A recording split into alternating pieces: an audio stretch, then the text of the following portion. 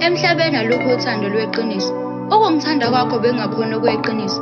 Wena njengomuntu ebese ngithi uyiphakathi uyiphulile inhliziyo yami. Ukusitshela kwami ukuthi uyangithanda sekwenze lolu uthando lwacekeleleka phansi. Nabaphansi sebezojabha ngalolu uthando olubeke phansi kwagxoba izitha. Leze bezingafuni nokulibona lolu uthando. Yazi besemaningi amathemba ngizinika wona ngawo. Kodwa namhlanje ukhetha ukuphula inhliziyo yami. Sebethi uma besho bethi ubungithanda ngeyiqiniso ngivele ngifikelwe amazwi asheshayo engqondweni yami. Athi umuntu akanconywa ngeyiqiniso. Athi umuntu akanconywa ngeyiqiniso. Mina ngiyafisa ukuthi uphume kimi ubone abantu. Ukukuthanda kwami angaze ngangigabaza, cela wazi ukuthi nokuhamba kwami angisoze ngangigabaza. Ninothando nindidwayela amazwi athi uthando lukhula ngamaphutha. Mase nibuya nizosibhedela niqede nisitshela ukuthi niyasithanda. Olwami kunokuthi likhule luphula inhliziyo yami.